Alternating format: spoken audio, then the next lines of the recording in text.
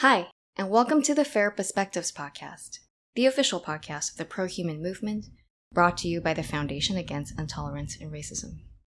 Today, we speak with Dr. John McWhorter, an associate professor of linguistics at Columbia University. Along with being an op-ed columnist at the New York Times, John has also written a number of best-selling books on linguistics and race relations, such as The Power of Babel, A Natural History of Language, and Losing the Race, Self-Sabotage in Black America. In this episode, we take a different track from recent discussions about his book, Woke Racism. We discuss, is anti-wokeness, the backlash against wokeness, a new religion? How to engage with and persuade the elect? How grave a threat wokeness really is compared to other contemporary issues? Critical race theory in schools? And the consequences of centering race in one's identity. We also pivot to discuss language and semantics, the Sapir-Whorf hypothesis, the unpopularity of Latinx, the ever-evolving social taboo that is the N-word, and more. Ladies and gentlemen, Dr. John McWhorter.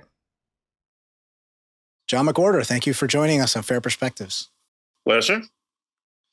So you have done, I think the proper number is a metric fuck ton of podcasts and interviews and, everything having to do with your latest book, Woke Racism, which we are all familiar with. It's the topic of the video that we just released for Fair.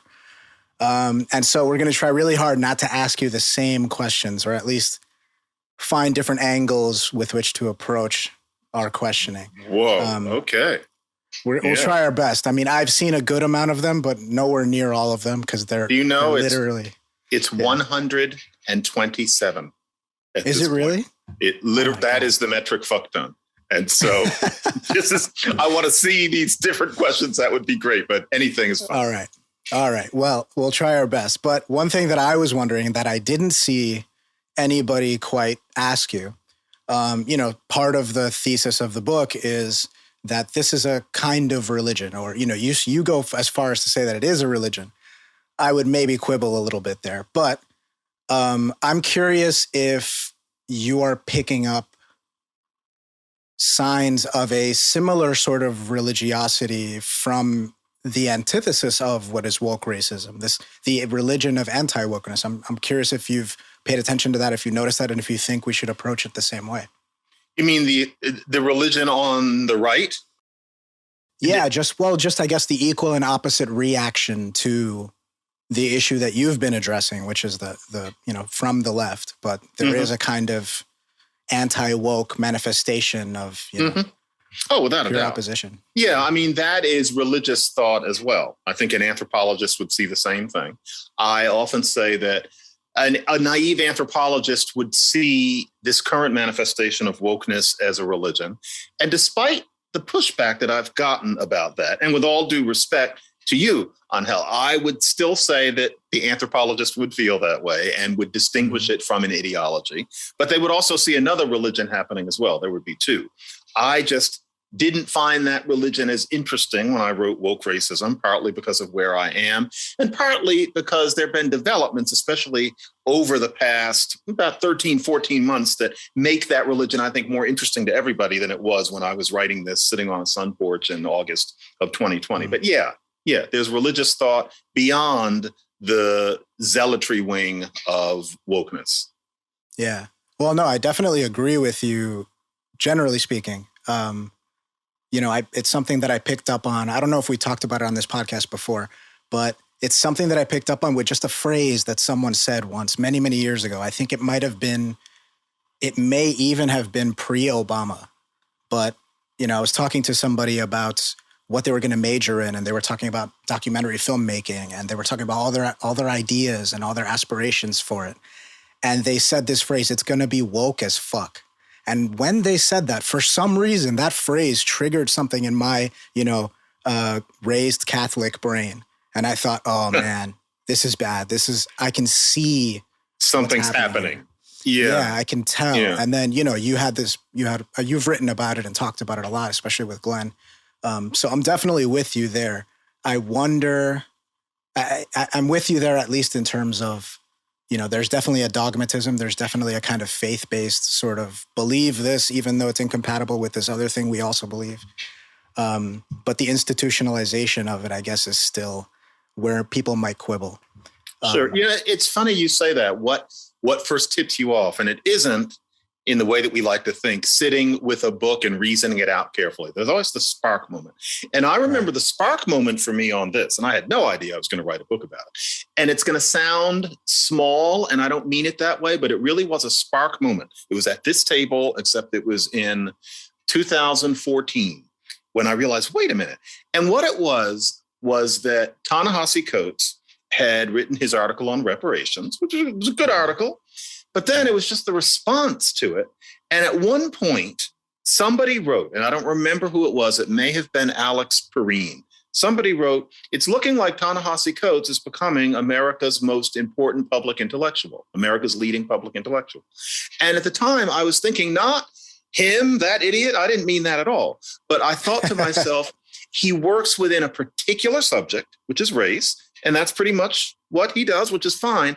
But I thought, why would you say that he, and this is just one person who said it, but I thought, why would anybody say that he in particular at that time was America's leading public intellectual? And I don't know who was, it's certainly not me, but I thought, why would you say that about him? And I thought the only way that makes sense is if that person is thinking of race issues in a way that only makes sense as something liturgical and religious. And I thought, wow, this isn't just a way of thinking. This has become a religious creed. It was that moment where I thought the only way I can make sense of that particular thing said about that particular person, which was fine with me, was there's a religion. And then a whole lot of other things started to make sense and, everything fell into line. Yeah. Yeah. Yeah. And speaking, getting back to the question I wanted to ask you about this kind of anti-woke reaction to the woke thing.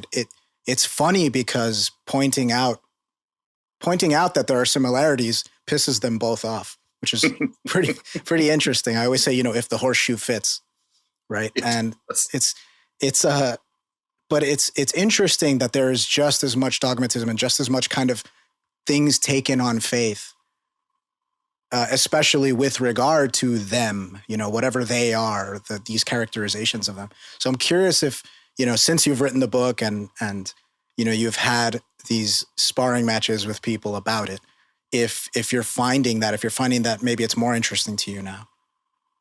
No, I'm encountering exactly what I expected, which is that the vast majority of people, I think, see these sorts of things my way. My way of seeing this is very ordinary. There's nothing penetrating about it. Then there are certain people who just cannot see it at all. And if anything, I've been bemused by the occasional interview with somebody who is what I would call an elect, and I don't call them that to their face, but you know it when you see it, you know it when you hear it. And I think, okay, this is one of those people. And they're utterly incapable of seeing beyond their fishbowl. They can't see that there would be another way of looking at these things. And I, to them, understandably, look like a perfect ass. I get it. But yeah, I have maybe been reinforced in my sense that there really do exist such people. I knew more of them when I was at Berkeley, big surprise, than I have since, but I've become reacquainted. Yeah. I really liked this part, John, about, what you did in your book where you had all these internal contradictions. I mean, to me, the Catechism, right? It is, I think Angel and I both share that. We grew up, Angel, you Catholic, right? You were brought up Catholic, but I was brought up in an evangelical household, and I think when you go through that and you reached a point where you actually question enough of your epistemological foundation and eventually leave it, you get very sensitive. It's like people who grew up under communism who are very sensitive to totalitarian impulses because of that former experience. And I think that's what kind of made me speak up about it kind of earlier than most. It seems to me that what happened post George Floyd, that was kind of when it became kind of mainstream and infected normie culture, so to speak. But there were a few of us who have been talking about this for a long time. I 2014, at least for me, I just read a book by Peter Thiel talking about the diversity myth as early as 1994. So he started seeing, I remember this, that. whitewashing, not whitewashing, the opposite of that, where they were trying to decolonize curriculums already at Stanford. They called it, in the name of multiculturalism. And that was in 1994 when Peter and David Sachs wrote that book. So, it's been around earlier in academia, it seems. But that was, I would say your reading woke racism, it was, I did it in one sitting, and Wow. It's so well written, John. I wrote it for that. Yeah. I mean, I think you wrote it in one sitting, pretty much. I practically did. That was the most anger-fueled book I have ever written. I'm embarrassed to say the space of time that I wrote it in. But yes, definitely, Melissa, this goes way back. And as an academic, I can definitely recall when I was a grad student at Stanford, it had hit Stanford, although I wasn't as interested in the issues at the time. That's what led to Peter's book. I remember a whole discussion there in 88 and 89 about what a racist campus Stanford was. And it was, frankly, even then, one of the least racist spaces in the history of the human species. And yet there was this entire fake discussion going on. The difference between now and, say, 2014 is that there was a whole conversation then about this on college campuses, within which I participated lustily. But starting in May of 2020, suddenly it was everywhere else. And that's where things got really scary. I used to think, well, there's something that goes on campuses, but campuses are really peculiar and delimited places. With George Floyd plus pandemic plus social media, it became the whole world. And that's when I thought it's time to start having a new conversation about this. But do you think that this impulse to decolonize, to say that some of the most progressive spaces, like even companies in Silicon Valley, for example, are inherently racist? I mean, I'm sure you saw the tweet recently that accused NPR of being like a white supremacist organization. Plantation, yeah. Do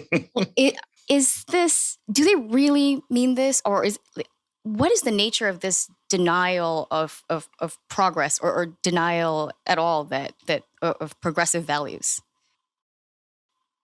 I mean, I love NPR natively. I've grown up listening to All Things Considered, first in back seats, and now I like a lot of those people. And so I'm reluctant to say anything here completely. I'm leaving myself open. However, I know what articles you're referring to. You're talking about the Great Resignations, et cetera. And honestly, I have never worked at NPR, and so I can't say from personal experience. But the idea that organizations like NPR are riven through with something that you could call racism, as opposed to maybe something else, language is funny, but that NPR is a racist institution, I seriously doubt that one could make a true case for that. And of course, people feel like they're not being listened to, and sometimes they're not. But I would definitely say that at a place like NPR, they're trying harder than anywhere in the history of the human species to undo that tendency to marginalize non-white voices. And I can say that without having been in the boardrooms in question. And so, I don't want to criticize anybody specifically. I'm not taking on Audie Cornish. I don't know what her experience has been. But yeah, there's an exaggeration. Really, what it comes down to, it's funny how somebody can come from the outside, kind of like this naive anthropologist I'm always talking about, and just cut through everything in a wink. I remember I knew a person from Japan who was kind of witnessing the race debate, and they'd been here about 3 years, and they weren't somebody terribly interested in this sort of thing, but they had known enough people of color to register something. And this person said, well, I guess what you're asking, John, is why do people exaggerate? That's it. It's not that there's no racism, but why do people exaggerate? And that question is what motivated my first race book, Losing the Race. Not, that there's no racism, not bootstraps, just why do people make it sound like it's so much worse than it is? And I think that has to do with the fact that one can be oddly comfortable in doing so. And I write about that in Woke Racism. People do that not to be manipulative, but because it helps you feel part of a group. It gives your life a sense of purpose. It gives you a sense that your life is a victory. And I hate saying that. I would not want to hear that if somebody said it to me, especially, with my snotty demeanor and my imperious manner. Who is he to say? Nevertheless, I think I'm right. I think that it comes from psychologists who identify something called the victimization mindset. And when psychologists write about it, they're not thinking about Black people, but it is a trait that I think Black America, especially educated Black America, this is more educated Black America than the rest of Black America, is encouraged to OD on. And I think it's time to start calling it out. There is an exaggeration. And I wish it weren't true, because then I wouldn't have to say it.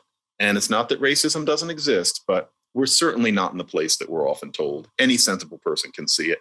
And, there are people who think that me being Black and saying that is setting the race back, that I'm not with the project. And, the fact is that, yes, they're correct. I'm not with their project, because their project isn't helping anybody.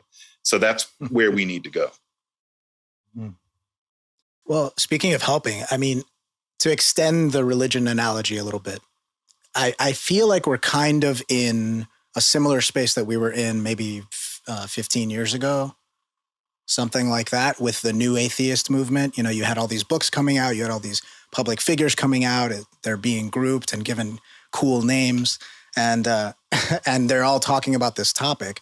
And I think there's a lot of similar pushback, but there's also kind of an interesting diversion there, because you've spoken a lot about how your purpose isn't necessarily to change people's minds, or these people's minds, because you don't necessarily believe that they will change their mind. You think they're set utterly in their ways. Utterly unreachable. Yeah, it's hopeless. Right. So, yeah. But I'm curious, because we've seen from that past example of people slowly being argued out of extremism and their religious faith, at least being pulled more to the moderate side. And then, you also have people like Daryl Davis, who we just spoke to, who have literally, over time, it's taken time, but has converted Klansmen. He's the last person on earth you would imagine to be effective in that kind of scenario, but he did it.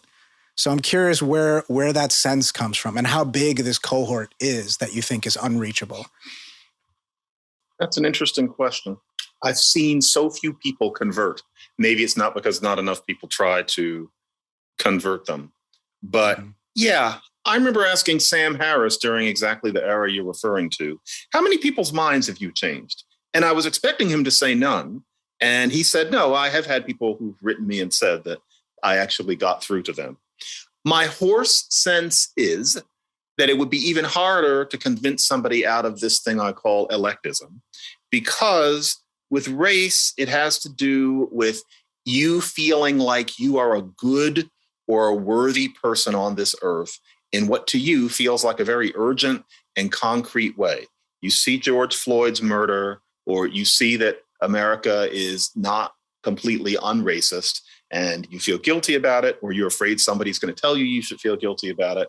And so you get your ducks in a row. When it comes to religious faith, yes, it gives you a sense of significance. It gives you a sense of moral purpose, but it strikes me that it might be in a more abstract sense.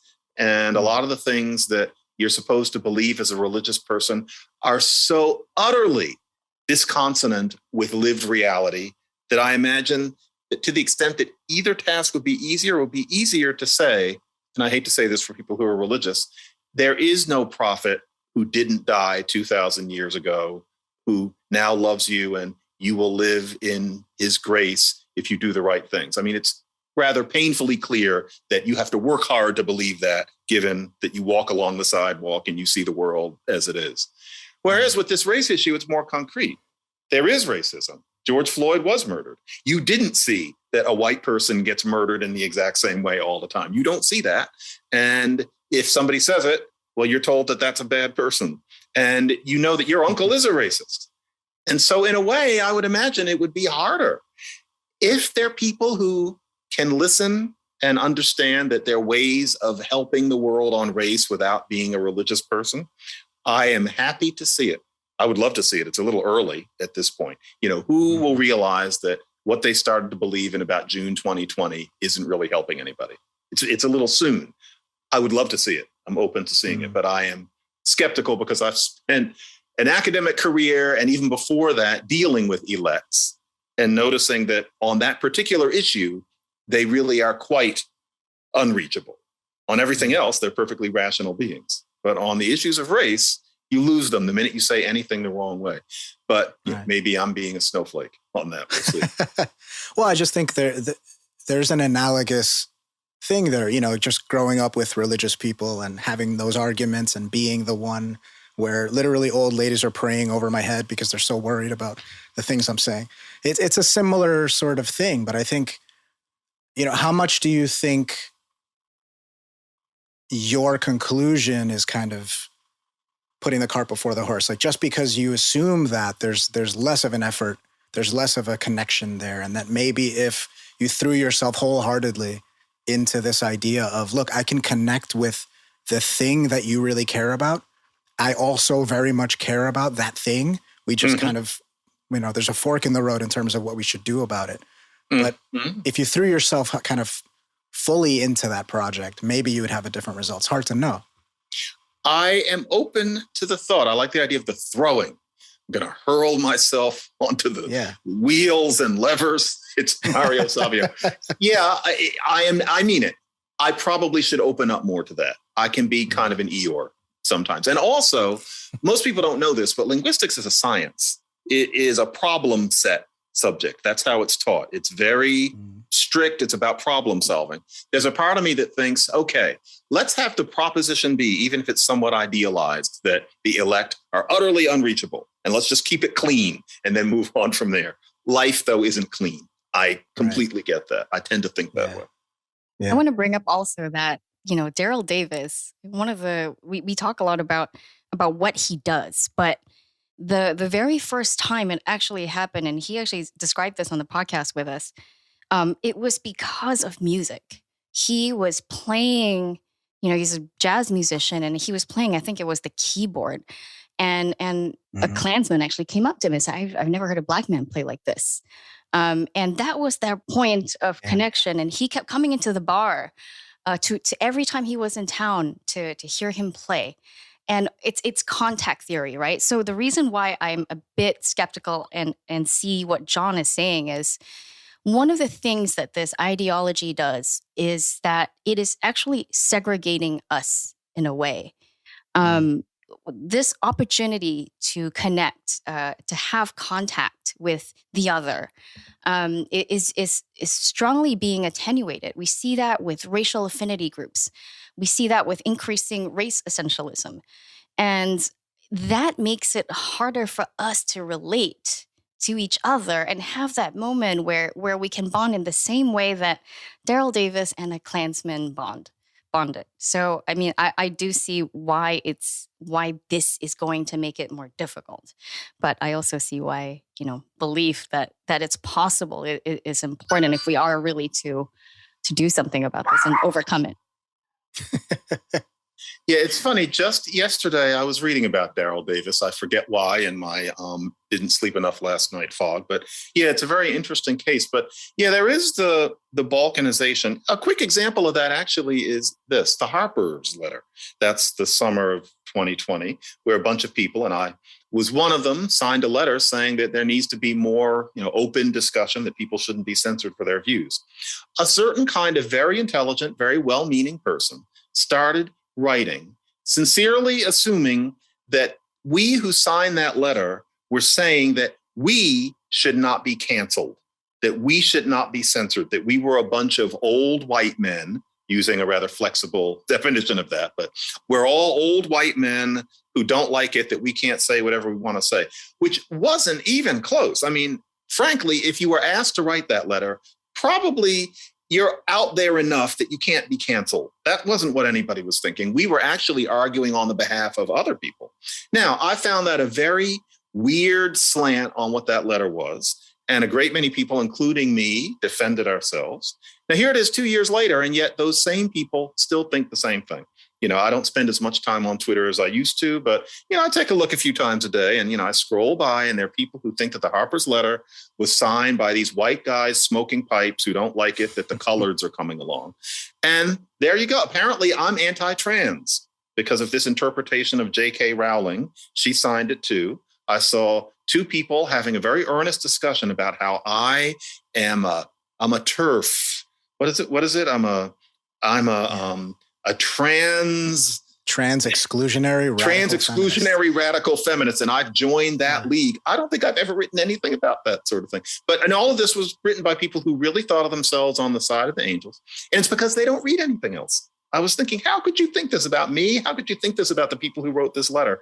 They don't read anything else. And then again, people on the other side don't read anything else either. It's social media. It all starts in 2009. When Twitter and Facebook became default, the entire world changed. And you couldn't know it at the time. I remember being at parties in 2009. I didn't know the world was changing. Everything was changing that year because of the nature of social media. Yeah, I call it the boss level of discourse because you've got all your handicaps and everything. They're all, but I think, one thing that I think is great about you, one reason that I gravitated so much to your work and listening to your podcast is because I love finding people who are the exceptions to the rule. And I think there's something very disarming about being the absolute opposite of what people expect you to be in these exact sort of circumstances. So, I've personally speaking, just gotten into it with Trump supporters, kind of just going back and forth about that. Totally, How did that go? Interestingly, because my approach was to go out of my way not to antagonize and to go out of my way to make them know that I totally hear what they're saying and I totally understand what they're saying and I feel it and I share some of their concerns. And then I'm already kind of in the door and they were, they had their dukes up, they were ready to go. But because I didn't give them what they were expecting, suddenly they're like, oh, and now we're having an interesting conversation where they're curious. And so I think so much of it hinges on how we approach it. It's so easy to lose our patience. It's so easy to, return vitriol with vitriol. But it's so easy to think that somebody who thinks in a certain way is maleficent too. Right. It surprises me how temperate, educated, rational people will truly believe that anybody who voted for Trump is some sort of moral pervert, that it must come from the most dastardly of motives. And you ask sometimes, how many people like that can there be? And they often really do think that that's just the nature of humanity.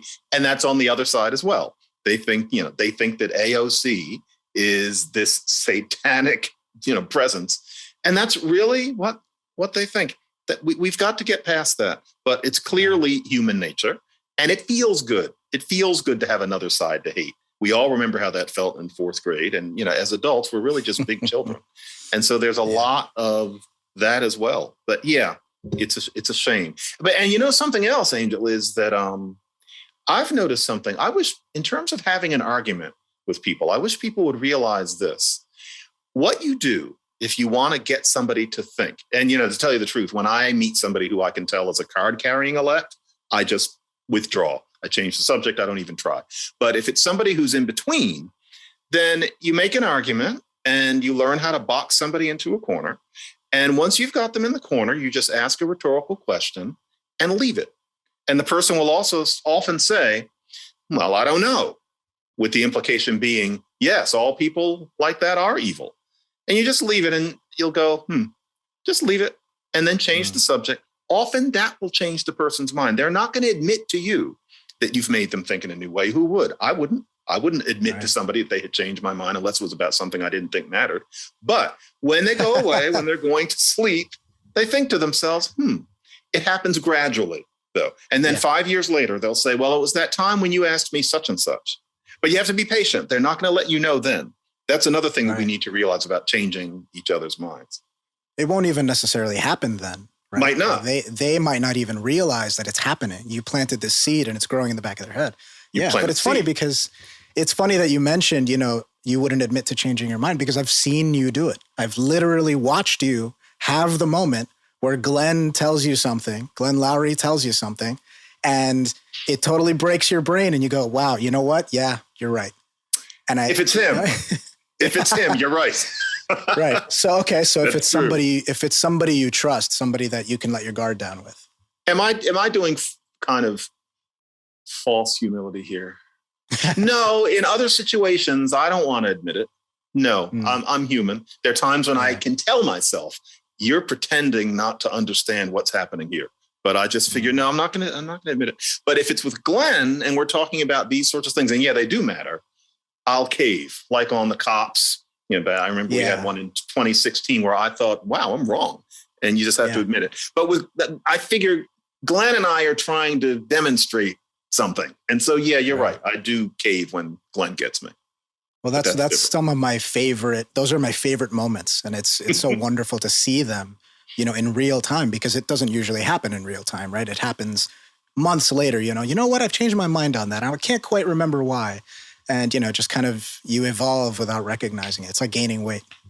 I have to look at some of those things. I never watch them, but I need to watch some of those moments.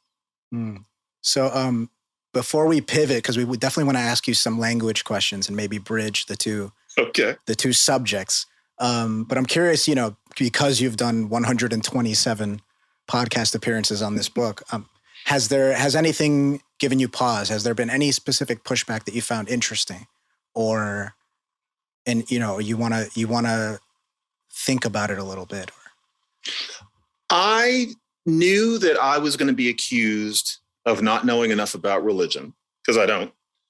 I knew I was going to irritate highly religious people. I knew that was going to happen. I didn't know that so much of the response was going to be that these things don't matter because of what's coming from the right. And partly it's because what was coming from the right wasn't quite as strident 2 years ago as it is now. There hadn't been a riot on the Capitol steps. But some of it still makes me think. I am open to the idea. I don't like it, but I'm open to the idea that if you pull the camera back on this, I wrote this book about woke racism because I didn't like it that Allison Roman got fired from the Times, and I'm resenting some things that happened to me in the 90s and the aughts, et cetera. When really, what really concerned the country were things coming from the right that got really, really bad. And so I'm reading The Atlantic, you know, with whom I have a working relationship, but I'm reading these articles that are warning us that we're on our way to civil war. It doesn't feel right to me. But then again, that's not an argument. And so I am working harder than I thought I would to justify whether these sorts of things are as important as the illiberalism coming from the right. My visceral sense is that what I'm talking about is at least as important, but I'm always trying to open myself up to the idea that really I need to admit that as horrible as this woke racism is, maybe the larger threat is the impending collapse of democracy. And I don't know where I fall on that, but I can't be as dismissive of it as I was in the book. By the time I did the final version of the book, there had been January 6th. That is something that happened one time. But the whole particularly heated debate over CRT and banning books as the result, what happened in Virginia, a lot of what's going on with voting law, more has happened. So I'm thinking, and talk about how I don't want to admit that I'm wrong. Viscerally, I really am not liking the idea that I'm going to have to admit that woke racism was about a tempest in a teapot. I don't like it. But I'm trying very hard to make sure that I'm open to the possibility that at least woke racism and the other things are 50-50. See how I can't get past that? So more of that than I expected.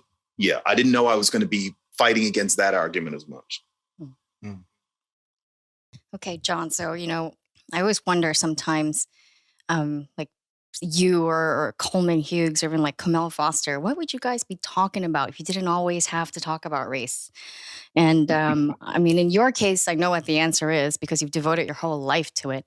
And it's actually fascinating. I think if I could go back to school to study, you know, a PhD, I would do computational linguistics. There's no question in my mind. It's a hot field. And it's just really fascinating. I just love how linguistics corroborates the story of how humans came to be and how humans evolved the way they did. And so we wanted to ask you a little bit about this other side of your work. You know, tied a little bit also into some of the woke stuff. Actually, recently, I think it was Thomas Chatton Williams tweeted something about, he said that the word woke needs to be retired. He said he wishes for something fresher, something more specific. I know in the past that we used to use the word neo-racism, and then you started to pivot away from that. Do you have any thoughts about these words and the euphemism treadmill, what to do about it? Well, woke has changed so quickly that it happened basically underneath the book. Woke, to me, still at heart, means somebody who is awake to certain left of center realities. Now, though, what woke means to most people is somebody who is obnoxiously aware of those things and thinks it's okay to abuse and dismiss those who disagree with them. That's what woke now means. And that's why some people are disowning it. I think that's why Thomas would like to get rid of it. I think we need a word for the people who are obnoxious about wokeness, especially because my name, the elect, I can tell is not catching on. I was never sure about it, and I can tell it just doesn't work. Madison Avenue failure there. So we need a word for those people, and woke works for me. I liked neo-racist. I think I annoyed some people by pivoting away from it. I liked it for about 6 weeks, but I got too much feedback saying that it also suggested something about the alt-right, that it didn't seem to be aimed properly at a specific group, that it was too confusing.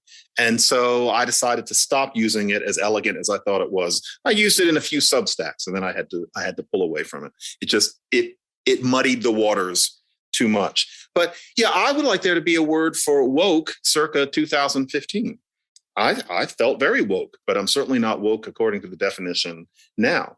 Politically correct, 1983. I hate to say I'm old enough to remember. You could say politically correct, and it was barely a joke. It meant having a certain complex of lefty, knee-jerk liberal views, and you liked it that way. We need that. Right now, the language lacks that completely, so we have to say progressive, but what the hell does that mean? So yeah, I disagree politely with Thomas, though. I like that we have a word for the people who are annoying, but we can't have only that word. We need something for people who are more constructive and more civil. I wonder what you think, though. My default is always that the minute you create a label and try to apply it to people, you start getting false flags and you start getting friendly fire. And, immediately the label becomes a pejorative because the people who are against those people are the ones who use the word the most. And so I wonder if we should just get off the treadmill completely and just focus on the specific behavior itself or the specific ideas. If we're talking about somebody who's being obnoxious, we can just say they're being obnoxious. If we're talking about a specific illiberal idea, we can talk about how that idea is illiberal. What do you think about that? Do you think stop we really coming up with the monikers? Yes. Yeah. That would be handier because the euphemism treadmill will never stop. I would find it interesting, and this gets into Orwellian territory, but still, I would find it interesting if we had to, for say a month, just say what we mean without any misleading terms. And it wouldn't be perfect, but explaining what your political view of the world is, how you think things should go, without saying systemic racism, but something more specific that would give us more to work with than something that abstract. No racial preferences. Say changing standards of grades and test scores in order to ensure a certain number of Black and Latino people getting in. It will be a windy month, but still to say that as opposed to the euphemisms, that will never happen. But yeah, we don't have to have the monikers. And yeah, they're always going to dirty up. And I think it's becoming clear. Linguists weren't sure of this, say 10, 15 years ago. Social media makes it happen faster. Woke just went brump. Faster than any word I've ever seen in my life. And that's because roughly of Twitter. So yeah, I could do without the monikers. I could do without the terms of art. Yeah. But I think it's simplicity and shortcuts, right? This is what the study of semiotics, or is that what that's called? There you go. Yeah. And so woke was just so successful because it was a shortcut and it's just one syllable. It sounds cool. It's a marketing thing, just as you said. And it's very similar to what happened with even critical race theory, and the semantic game we were playing. Critical race theory is not being taught in K-12, right? And so there was this, and then critics were showing Chris Rufo's tweet about how this is our strategy, we're going to stuff all the bad ideas under this umbrella term. And he was very transparent about that. And that was, used as a criticism against him. And so I think we're going to have to deal with this. Whatever word that is being used will just take on the same characteristics as Angel mentioned. Language is not efficient in many ways. Language is always messy, and we just have to deal with that. And I think our basic awareness has to be that words' meanings change, that there's nothing that you can do about it, and that therefore you have to be careful about your terminology. Yeah, Chris made it more explicit than sometimes I wish he had. I understand what the idea was, but yeah, the whole discussion of CRT, for example, is just an utter and complete mess. There are people who sincerely believe that you're talking about the work of Kimberly Crenshaw. And then there are other people who understand that what's meant is something more general. But then the question is, which of the about 3 or 4 different ways do you choose to characterize it? How many people have time to read, say, what Helen Pluckrose and James Lindsay say about these things? Most human beings don't read books, is the thing. That's why I hesitated to write Woke Racism. People read articles these days. And so to really learn the contours of it, to learn what critical theory is, you have to read their wonderful book. But most people aren't going to do that because everybody wants to look at their phone. And so you end up having just this situation where language is inevitably messy. It's tiresome. It drags things along because we don't always even know what one another mean. But yeah, and there's a lot, I feel like there's more of it lately, although I couldn't quantify exactly why. It may be that I'm just weary, but feel free to bash. It's hard to talk about stuff. And it's partly because of this inevitable, messy, semantic drift combined with partisanship. It's a mess. I'm going to toot Angel's horn because he's not going to do it. But he wrote a great piece for Newsweek about the term Latinx. And he said, call it what it is. This is lexical imperialism. That was in the headline. And I really like that term. I had never heard of it before, but when he said it, it was, it's obvious. Yes, it was. And all the data shows that it's not popular among Hispanics in any way, shape, or form. So what do you think about lexical imperialism? Well, with Angel sitting here. Here's how no, it's not bashable at all. The way I see it, because, the linguist is supposed to look at these things with at least some sort of fashioned detachment, is that this Latinx term is a register that is used among the hyper-educated, and it will continue to be. And if, say, Elizabeth Warren wants to appeal to that demographic, she will use that term. The idea that it's going to spread throughout the Latino community is utterly hopeless. I'm not sure if it's a bad thing that there's a way that Latino people are referred to in rooms on college campuses, but that's as far as it's going to get. I live in a neighborhood, Jackson Heights, where my daily experience, I don't know what the demographics are, but my daily experience, at least in my part, is that 2 out of 3 people out on the street speak Spanish. I'm surrounded by Spanish all the time. I have never once heard a single person in 5 years use that term in this neighborhood. It has no purchase whatsoever.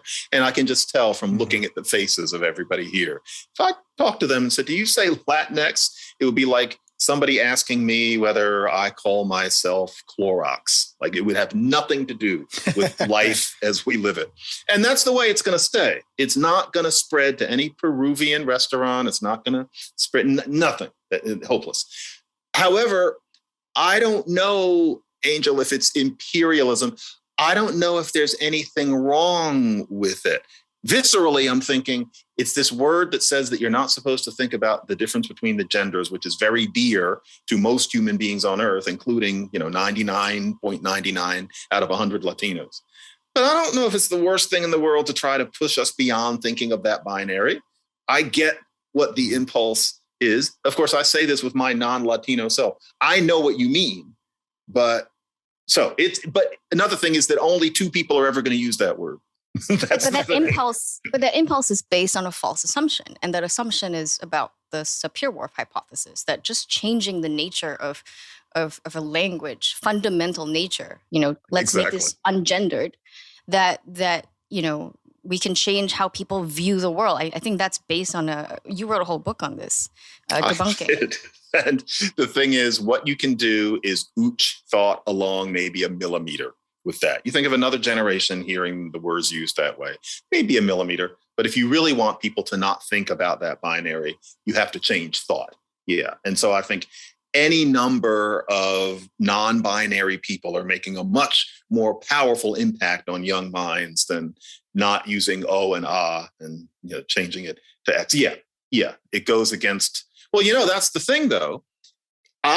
In going against the Sapir-Whorf hypothesis, in many quarters are considered a bad apple. I don't get to play in any reindeer games in some circles because I will not say that a people's language shapes their way of thinking, because there's this idea that every group of people has a lens that they look at the world through, and it's their language that channels their thoughts. And the idea is that their thoughts are more genuine and more egalitarian and more perceptive than we Westerners, if we May's thoughts. And so the idea that their languages don't channel their thoughts in that way is repulsive to a great many, for example, anthropologists and many linguists who are very anthropology adjacent. And so the Language Hoax, that book that I wrote, I like how it went over. I didn't get nearly as much shit for it as I thought I would. But those views are considered to be ones that make me really, I don't get it. And so there are many people who are using Latinx who are thinking, yes, this will make people not see gender. And you don't want to go against those people unless you want to fight. So, yeah, we're back to how it all started. Yeah. It's fascinating, though, because it's kind of, I wrote that it's kind of like a Fight Club-esque nod, like, oh, you're using the word, so we're in the club. It is kind of like that. And it kind of has nothing to do with Spanish-speaking people like me. It's used to label us, but it's not really for us or to us. It's through us. And it's that's right. Yeah. So but the thing that's interesting, and in the comments of people sharing the article, I just would browse through the comments, and people are going back and forth about who came up with the term and blah blah blah. But there was a really good point that someone made, which is that yes, the language is gendered. That doesn't mean necessarily that we're thinking that the whole world is gendered in that way. Like, we don't think the sun has a penis just because it's a masculine, noun. Like, it doesn't make any sense. It doesn't translate that way, Yeah. So I forget who wrote that, but there's an interesting thing. It's kind of like this forced symbolism, this forced symbolic move that doesn't actually graft onto any thinking or behavior. I mean, even, you're not going to get the Latin community to suddenly not see in, their often misogynistic ways. Not even slowly. Everybody should think about the Banawa. They are an Amazonian group. And there are many fascinating things about the Banawa, but really the language and the reality really don't work at all. In Banawa, the default gender in the language is feminine. Like, if you give them a typewriter, they make it feminine. If you brought like a giraffe in, it would be feminine. Anything new is feminine, not masculine. So feminine is the default gender, masculine is just some other stuff. However, the Banawa themselves do not treat women in ways that any of us would consider at all progressive. They are rather brutal to women in many ways, which is true of probably most human beings on Earth. Terrible things with menstruation, etc. And yet, all objects that you just kind of bring into the culture, what they think of as the normal word, is of feminine gender. So it's as if everything is like La Luna, and yet you would not want to be a Banawa woman. That's how humanity really works. That's how much of a non-lockstep there is between those two things. But to extend some charity, sorry, Melissa, but to extend some charity to the purpose here is, so we want to change the frame of mind, your frame of thinking. That kind of touches on a bugaboo of mine, which is that people are making a mistake in focusing on the word rather than the meaning with which we infuse our words. And that's why words change meanings and context changes meanings. And we understand this, right? And so I personally, I find the phrase, the N-word, incredibly irritating. I find it infantilizing and infantile. But the reason why we have that phrase is because people maybe not consciously, but they are behaving as though they believe a word has magic powers. Like if I scribble it on a piece of paper, the piece of paper will slowly start to curdle, like they wouldn't say that that's what they believe, but they are in effect, creating a world where that's the case because that's how they treat it, right? So we have this phrase like Voldemort. We have to, we can't say the thing. We have to create the word out of the negative space.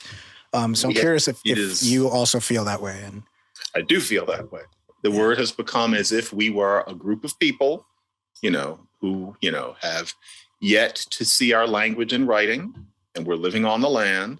It's word magic. And so we think, oh, those people are so different from us. Now we know what it is to be people of that type because we have a magic word.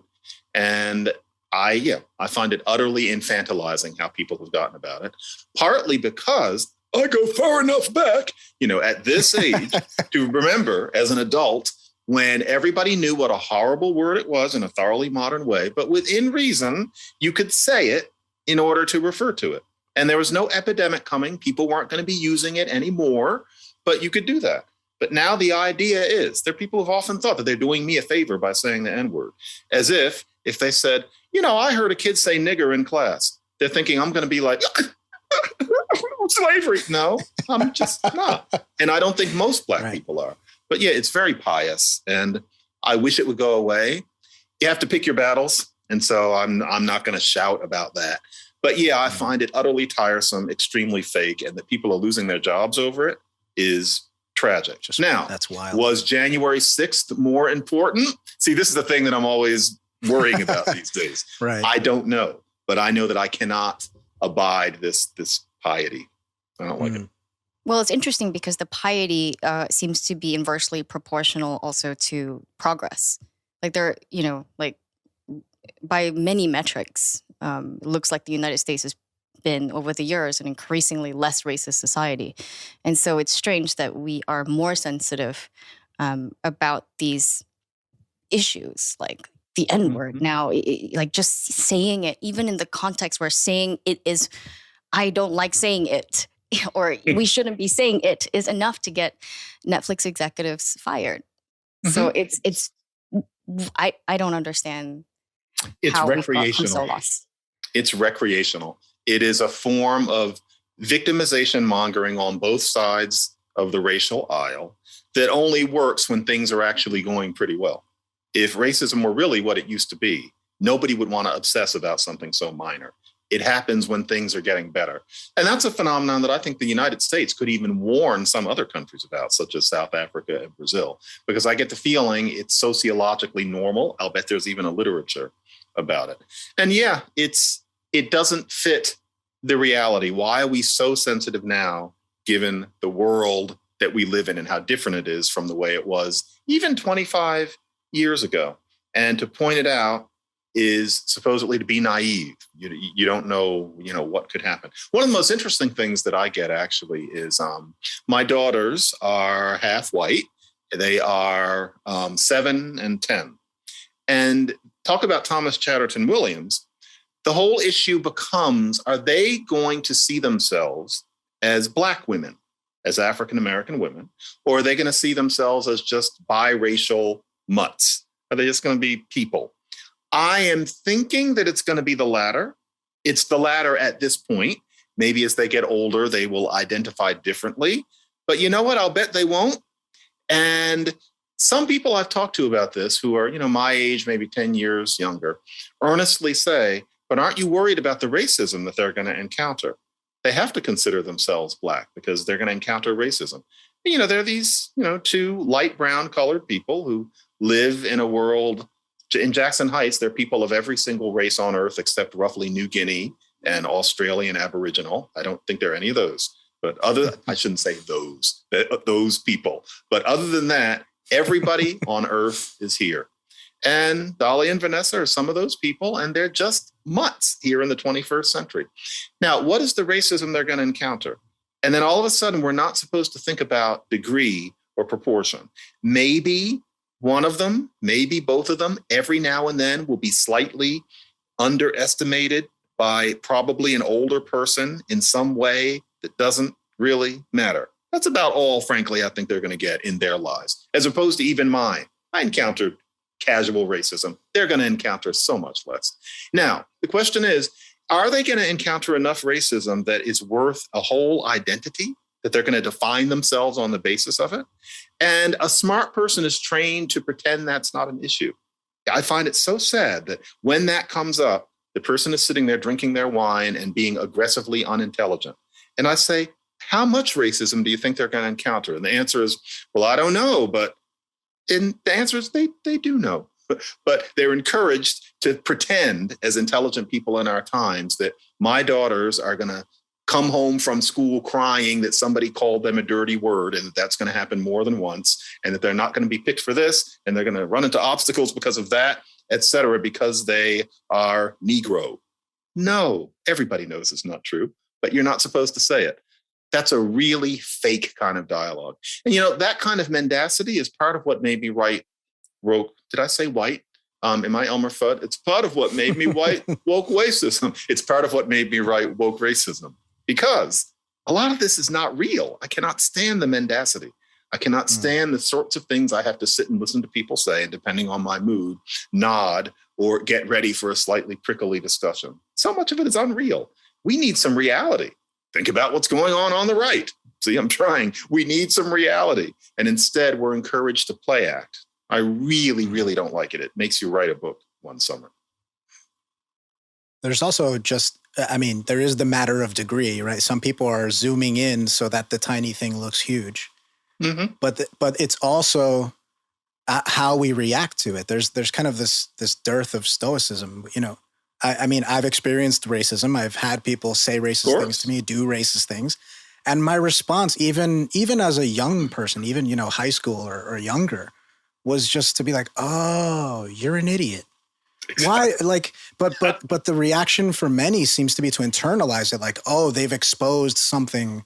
They're not saying this, but it's almost as if they're saying, oh, this person has exposed something that's inferior about me and I'm upset about it. When that's insane. There's nothing inferior about you. This person just believes crazy nonsense. Playing the victim. Too. Yeah, playing the victim in that way is such a peculiar thing. I suspect it's a very modern human phenomenon. But the person who does it, it looks like they believe that there's something wrong with them, which they don't. What it is that you feel special in doing the performance of pretending that you're hurt. But telling anecdotes about now doesn't work because people say, yeah, but you teach at an Ivy League school, you're successful, et cetera. But even when I was 10 or 11, my intuition was, if you call me Blackie at camp, my intuition was, you suck. I wasn't angry. I went on about my day and I thought, what an ignorant little piece of shit. You just, in singing, people tell you, don't get scared of the high note, pretend you're looking down on it. And so if you're going for this, think of it as looking down on it and it comes out better. That's true. And if somebody ever called me a name or implied something, I'd often think, boy, they're no good. And it slam dunk. Only later did I realize that I was supposed to start crying and run and tell the diversity coordinator. And I think that, Angel, you and me are normal. This is normal. This is the way people dealt with these sorts of things until roughly 1966. Everybody else is encouraged to put on an act. And I wish that would stop. Why pretend that you don't like yourself? Why fake humility? Why pretend delicacy? But you can see that an awful lot of people think that in faking delicacy, it makes you noble and significant. No, it doesn't. It just makes you fake delicate. What's the point? Yeah. But there's this other step now where people grab their phones and feel the need to post it, describe it, because now you're going to receive the social capital for having been a victim and putting that online, right? So if a racist, a verbal attack, for example, I've experienced that. I lived in New York. My first instinct is not to grab my phone. It is not to describe what happened. But I did notice, during a time of hyper-racial commentary online, especially right after, COVID lockdowns happened, that what was, in any other context, going to just be a hostile stare at a supermarket. Many Asian Americans were reporting that as hate incidents.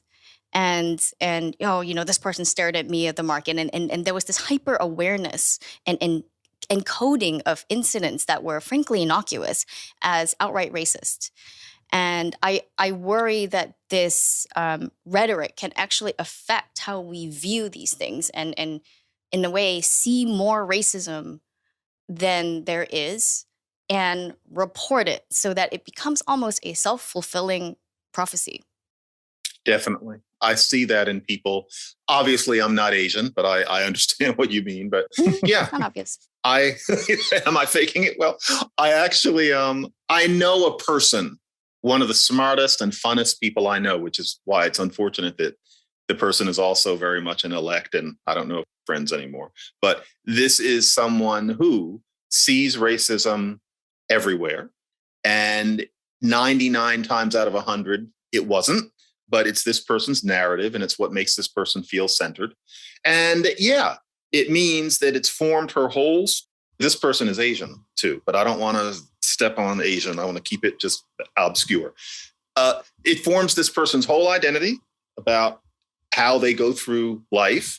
And this person would pass it on to a child if they have one. And this person tells their friends about these sorts of things. And their friends are reinforced in an idea that this person really is encountering that much racism. It's counterproductive. And this person doesn't mean any harm, but this person has formed a sense of self based on the idea that they encounter racism walking down the street all day long, every day. And they were doing this good 20 years ago. Yeah. It's a self-fulfilling prophecy, and it teaches other people the wrong thing. I worry about it. I really do. Before we start to wrap up here, you just reminded me of something that you've said often, which is that you think the sweet spot for this sort of discourse was somewhere in the 90s. And, I grew up in the 90s. I was like a 10-year-old kid in the mid 90s. And I remember seeing this comedian, Warren Hutcherson, and he had this whole bit about how his father was in the Nation of Islam and he would see, racism everywhere. And he had this great bit about going into the grocery store and, his dad would tell him, you have to pay attention to how the white man's trying to put you down. How come you're cuckoo for Cocoa Puffs, but Frosted Flakes are great? How come green olives are in a jar, but black olives got to be in a can? How come black rice is wild rice, right? It's like this whole thing. And it's like, you're too wild. You need to be locked up. It's amazing. But it struck me because, thinking about that bit, it struck me. And then what you said about the sweet spot being in the 90s, this is a comedian. This stuff was being played for laughs at that time. And now you can get a PhD in it. Like that's a crazy jump, right? Like you can become a New York Times bestselling writer just pointing out these sort of things that are almost equally as ludicrous. And how did we get here? I'll trade you one on that. Yeah, because the mid-90s, there were plenty of things wrong with the mid-90s, but the mid-90s were better on this. The TV show In Living Color had this character that Damon Wayans did, Homie the Clown. And Homie blames everything on racism. Homie's talking about systemic racism. And the idea then was that racism exists, which the show acknowledged in many ways, but that to have this idea that it's the systemic oppressor of everything that Black people do is whack. It's fake. That was correct. Today, Homie the Clown, you can get a PhD in Homie the Clownness. Nowadays, that wouldn't be funny. There are people writing for major newspapers who think exactly like Homie the Clown. Something went wrong. And I think that the wrong is mainly these devices. It's the phones, it's the Twitter, it's a few other things. But yeah, the mid-90s were better. And that was the time when you could use the N-word with taste and stop treating it like a taboo word. I like that better. In the mid-90s, a critical mass of people were admitting that progress had happened. It wasn't that we were there yet, but progress had happened. Then a certain way of thinking slowly started seeping in and taking over. The election of Barack Obama put paid to a lot of it. A lot of the debate that you're talking about, Angel, was conducted with the substrate of hip hop and whether hip hop is good or whether hip hop is bad, whether what was called conscious rap is telling a useful truth, etc. Obama is elected. No one ever talked about hip hop in the media again, to exaggerate. But it also made some people think, well, wait a minute. How racist could we be if this man is elected president. But then social media starts. This is my oversimplified narrative. Social media starts the year Obama comes in. I think if John Edwards had been elected president, there would have been a Tea Party too. Everybody disagrees with me on that, but everybody thinks it's all about race. And next thing you know, you have years and years of people using those devices. Trayvon Martin, Mike Brown, Ferguson cements a certain way of looking at things, and we're still dealing with it now. That's what I think happened. But yeah, in so many ways, I miss 1996, despite that it was technologically backwards. There was a certain enlightenment in that era. Better movies too. There were. Remember going to all those great movies? That's right. Yeah. That was fun. Well, I remember. Yeah, I used to go to them in the theater. Yeah, I was around. You're not that old, John. Not quite. No, I had a rotary phone when I was a kid. There was a rotary phone in my house. Do you remember going like that? Yeah, it was a good feeling.